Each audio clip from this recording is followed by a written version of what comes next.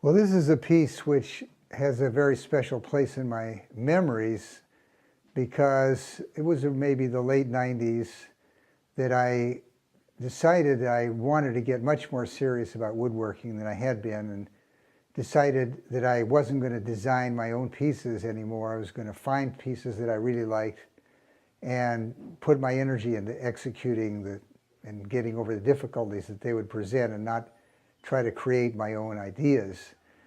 And this was the first piece that I took that challenge on, and it's a chest designed by one of the brilliant students of James Krenov that I've mentioned earlier, up at the College of the Redwoods in Northern California, by a gentleman named Brian Condron.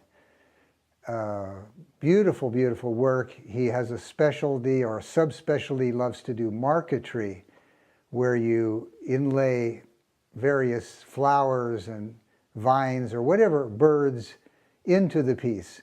Well, and the piece this is taken from has that, but I wasn't going to take on that challenge too. I, to this day, have never done marquetry. But believe me, there are plenty of challenges enough with this piece. So let me show you what a few of them are.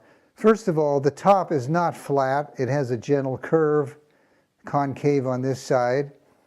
The legs do not have any straight lines. The outside arc of the leg is curved, and even the inside one has a gentle, soft curve. And that means that all the things that attach to it have to have a corresponding curve when you make a joint down here, for example. And most dramatic of all is the fact that because the legs not only curve in, but also curve back, that when you open this drawer, you're not going to be able to use any hinge that you could buy in a store. The hinge has to be custom made to match the rest of the piece. And you can see there's a wide gap at the top here and a very narrow gap at the bottom. So I made the hinges myself out of brass, careful work with a bandsaw, and then you have to make a indentation in the top and the bottom. Another difficulty that takes a little care is that these drawers are veneered.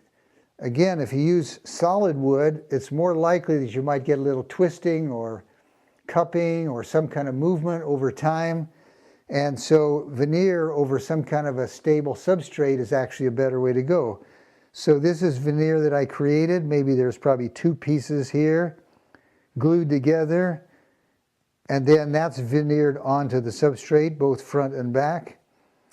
This piece is made out of teak, which is an excellent choice because teak has a lot of oil in it.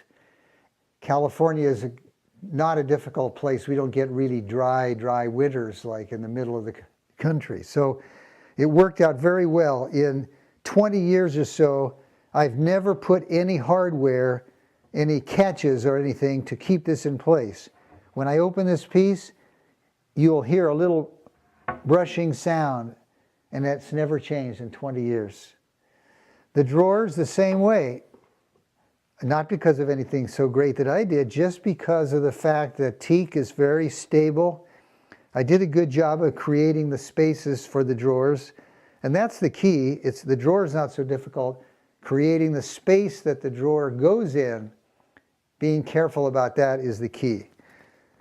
And they are still smooth after these years. And then finally, I didn't use the same handles that Condron used in his piece. I came up with my own. I took a page out of James Krenov's book, who said, pay attention to those details. Those little details are what make the piece the charm, if it's going to have any.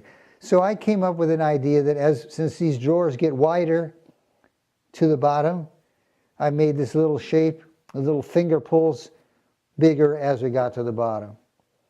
And I think this guy just likes this spot in there, and so I just can't, it's just not in me to take him out. He's been sitting there for 20 years, just trying to see what's going on.